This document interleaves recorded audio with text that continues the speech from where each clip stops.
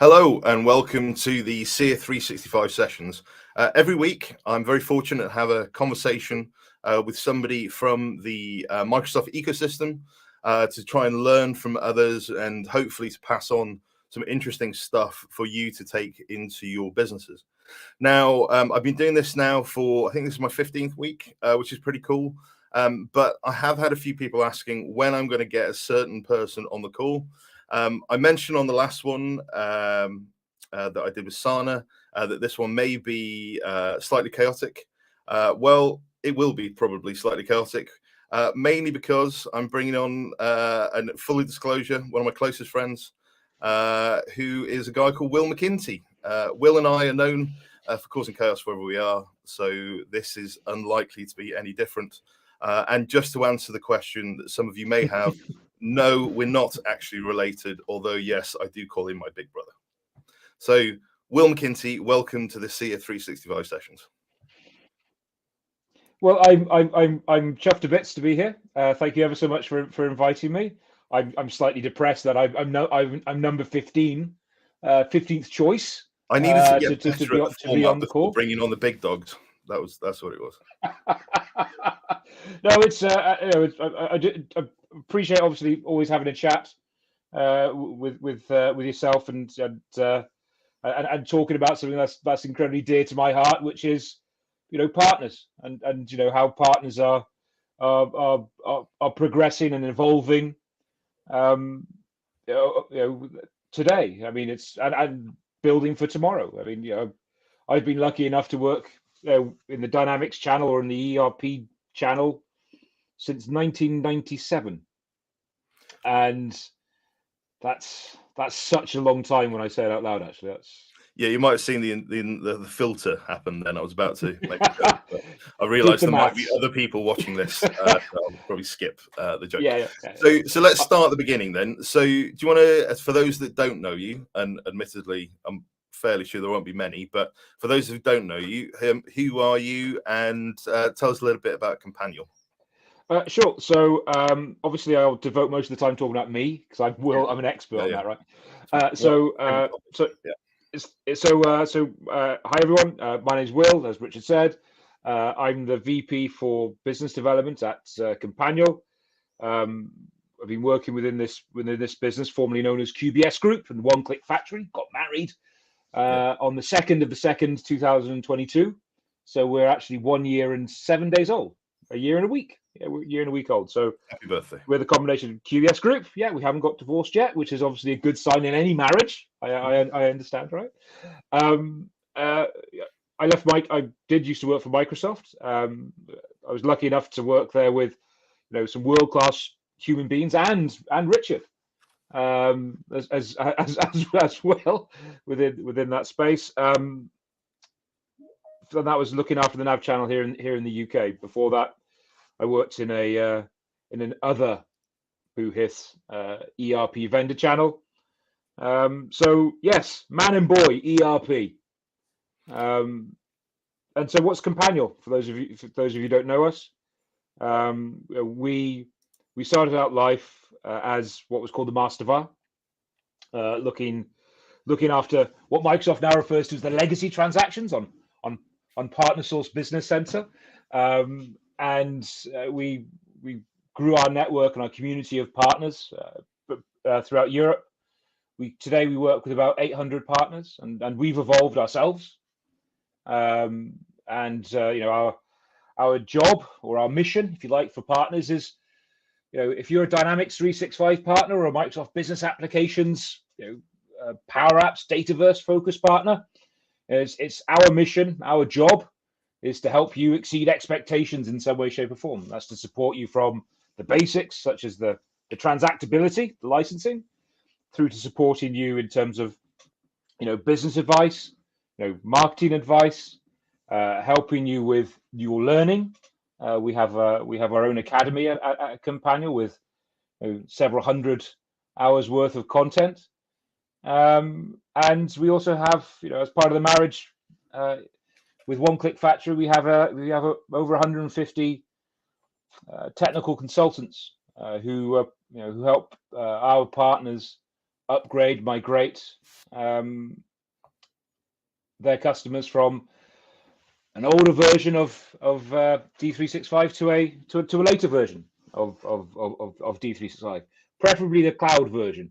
In case some of you are thinking cloud is not for you quite yet. I haven't met anyone this year or the last 2 years who've thought that, but just in case.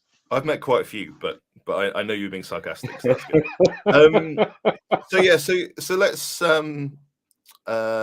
let's kind of start the whole point of this, right? So one of the things that I always find when speaking to Will is because of the breadth of partners you work with and talk to on literally on a daily basis, and obviously with 150 years worth of Dynamics experience under your belt. Your maths is getting better.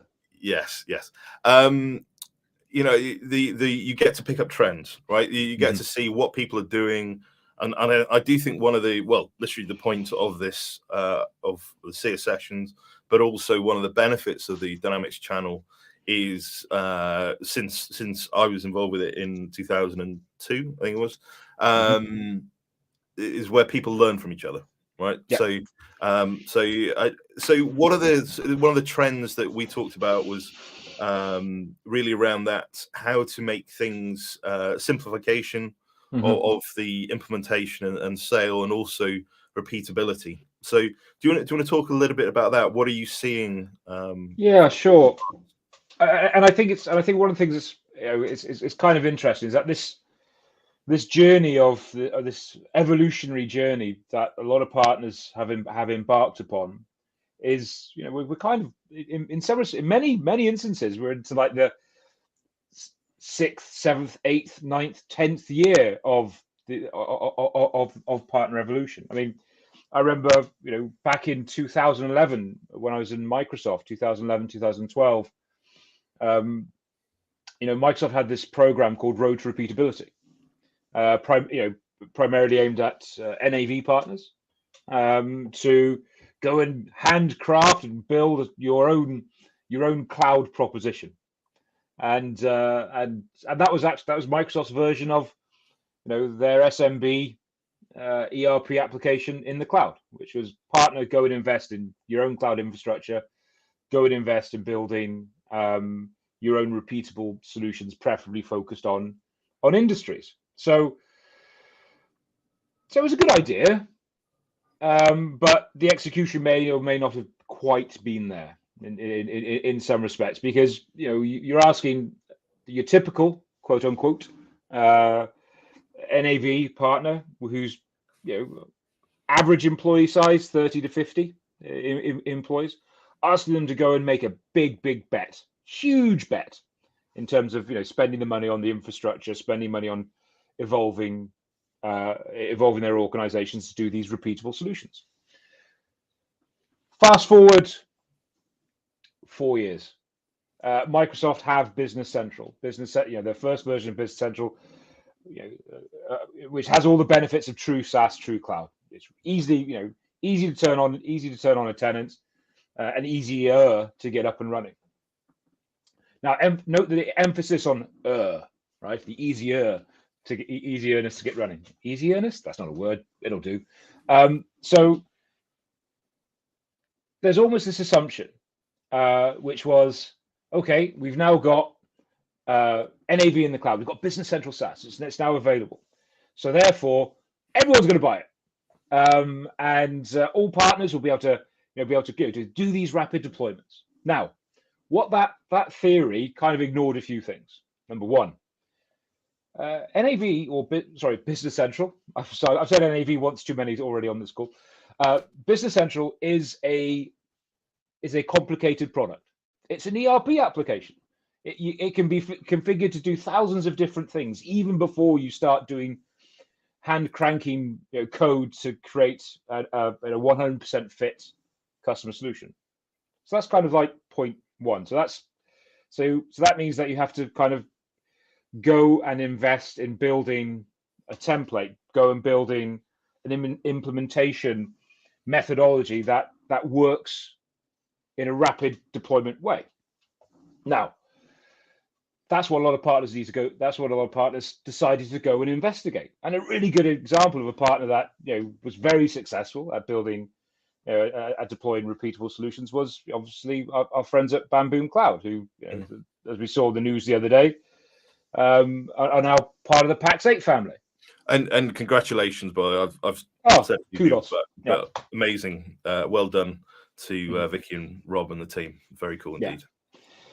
And so you kind of look at, that's like one extreme of repeatability, almost like this like automated deployment methodology. And that works for some of the market.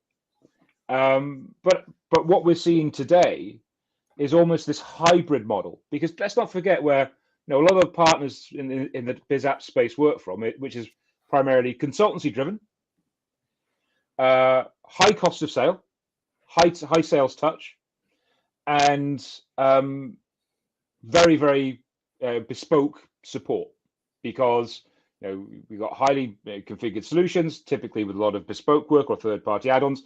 That means that the support, the ongoing support of that site is will typically have a high overhead for the customer. So what we're seeing today is, if you like, a nibbling around the edges or edges of that, or biting big chunks out of that, like a big Pac-Man. Right? And well, I think Miss Pac-Man, or Miss Pac-Man. Yeah, sorry. Obviously, we need to be diverse in our arcade game. Yeah, don't get cancelled on my podcast, dude. Yeah, no. Yeah. So what we have to think about is, how can we simplify? Now, one of the things I hear a lot from partners is, Microsoft is saying that we need to simplify. Microsoft is saying that we need to do repeatable solutions. Actually, Microsoft are reacting to the market.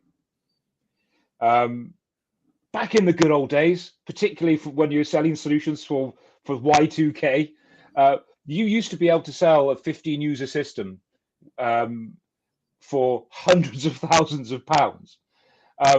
You could not do that today because the market is too aware and too clever. So, what was some of the most successful partners that we're seeing today are those that are building repeatable solutions primarily based upon an industry. And that has such a huge benefit for partners. Number one, it means that your marketing dollar is so much more effective. I'll give you a good case in point. We work with so one of our partners at Companial, Elite Dynamics. Dynamics literally was thinking, they're a wonderful example. I literally was thinking about them in my head just then.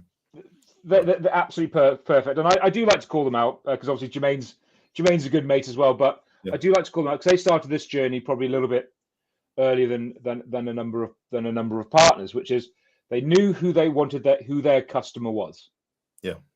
And their customers within within the holiday home and caravan park industry. That's their additional and marinas, as I know. And marinas now, indeed, yes.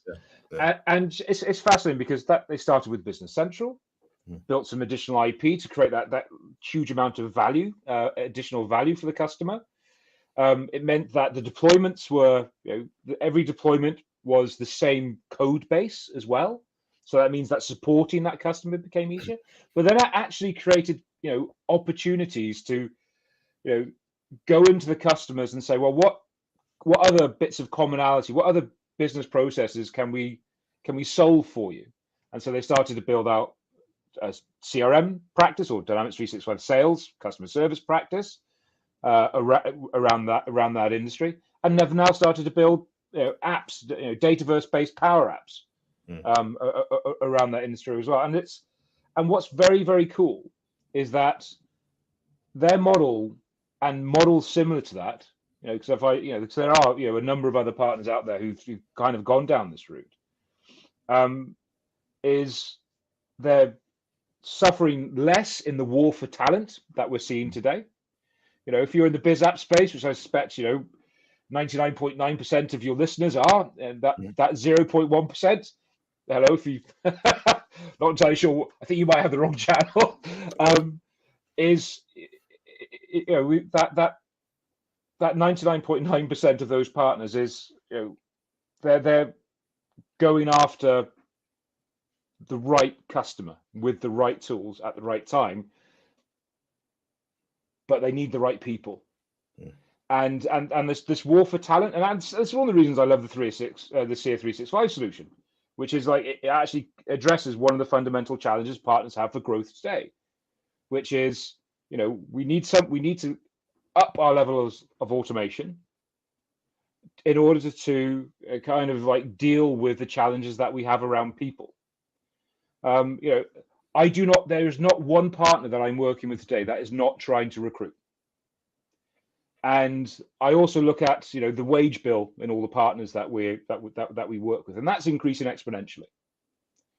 And if you kind of maintain the same traditional model of day rate, and you're trying to satisfy that by paying your staff more and more and more, there's a horrible break-even point. If we kind of like look at it. Oh, sorry, I'm just trying to look at the window. Going that way.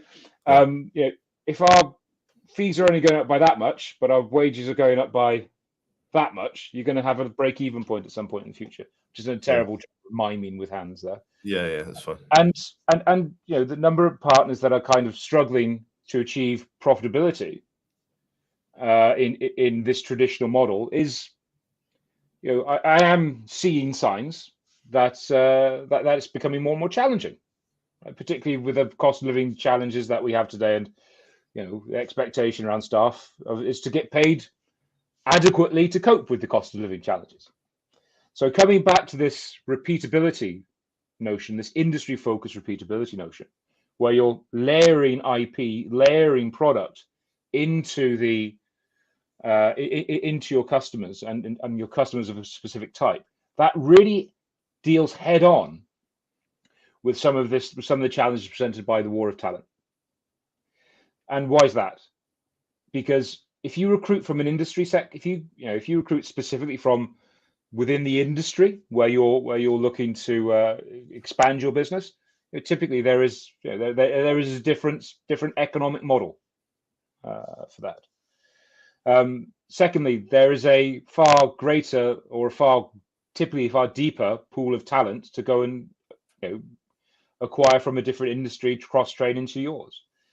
And also, they're not deploying full CRM, they're not deploying full ERP, so you don't have to basically brain dump the whole of a massive application onto an individual. What you're doing is basically deploying your app powered by certain functionality within the biz app, and that's what they have to learn. And so that leads to quicker return on investment in terms of human capital. Now, we extrapolate this to scale out is, how do we accelerate, how sales are accelerated, how deployments are accelerated. Now, you take an industry solution, you build your IP, and then you embed it in a solution such as yours. I dare say there's probably others, but where you kind of like where you automate as much as possible, so you have as far effective workforce as possible.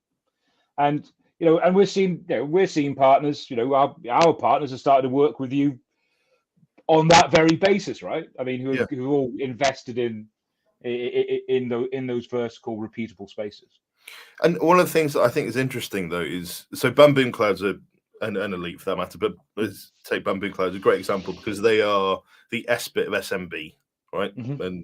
And if anybody speaks to Rob, and hopefully we'll get Rob on this podcast soon as well, they're very unapologetic about that. That is exactly what they do, right? Yeah.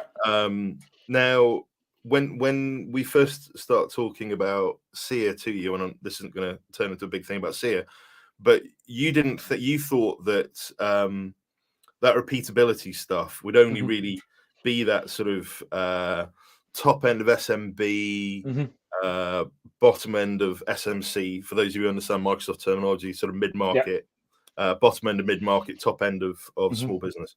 But what I think is really interesting is that message has really gone out to being from the enterprise down to the smallest partner now. Yeah, I've been staggered.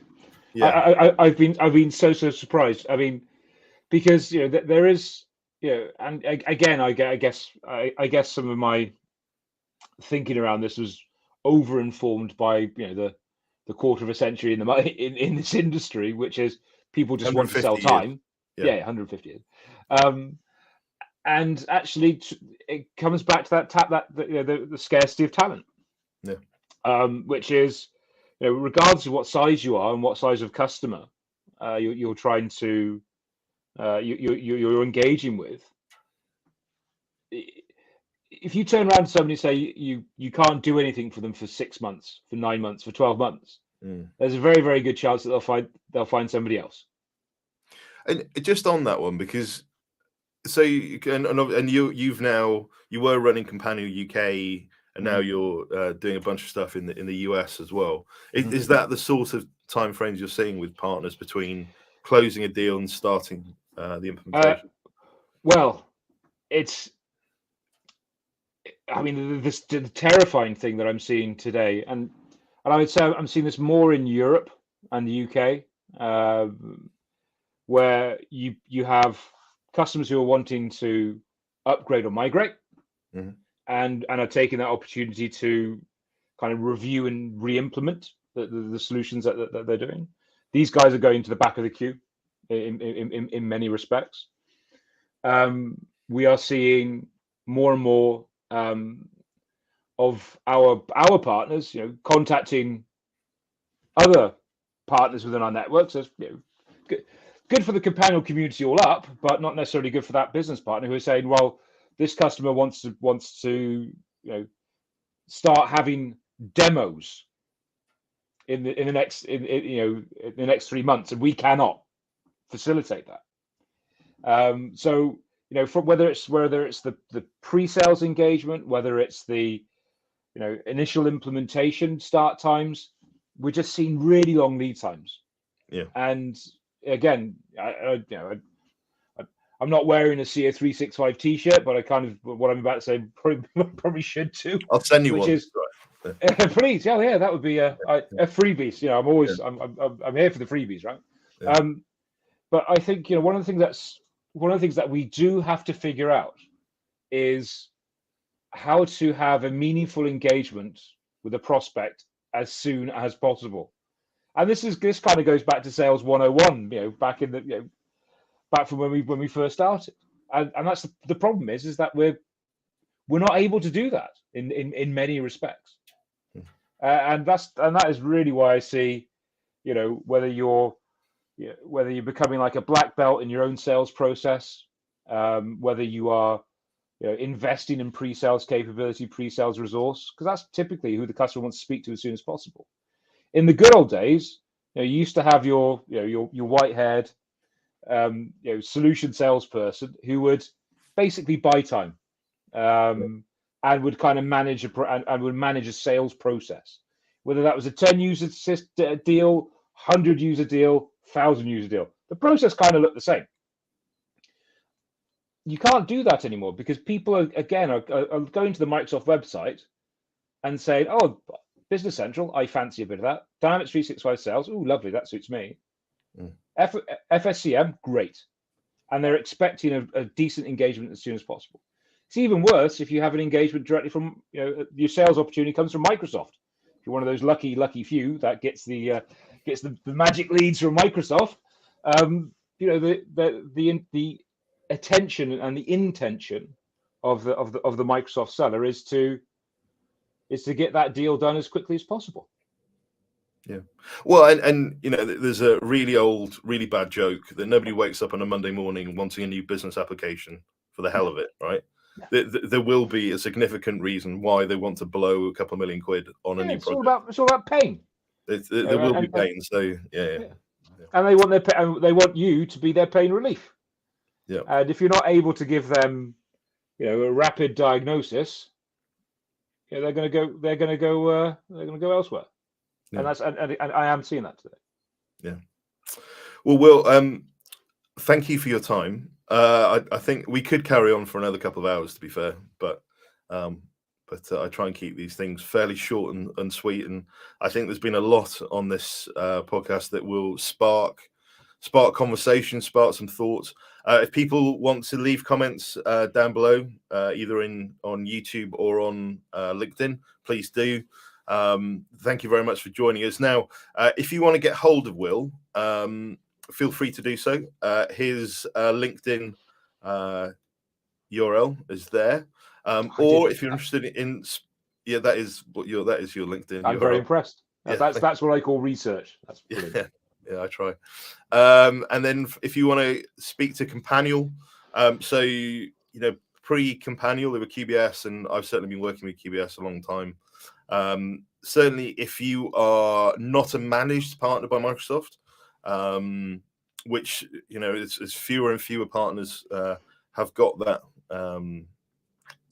ability. Sorry, I was trying to think of the right word that wouldn't privilege. Privilege. Yeah, let's go honor. Honor And privilege. There we go. Then working with a partner, an indirect partner, working with somebody like Companial, it's literally you're the only choice you have, really, if you want to be successful. And I can highly recommend the team at Companial. Not everybody's like Will, so there's that. Now, Will, thank you very much for coming. Really appreciate your time. And I look forward to seeing you in the next couple of weeks, where I think I'm looking forward to seeing you the next couple of weeks. So Will and I are actually going to the rugby, so that's it's going to be it may be a long day. It's going to be a long day. Anyway, thank you very much. I hope everybody's found this enjoyable, and I hope everybody has a great rest of your week. Thank you very much. Thanks. Cheers, Rich. Cheers, guys.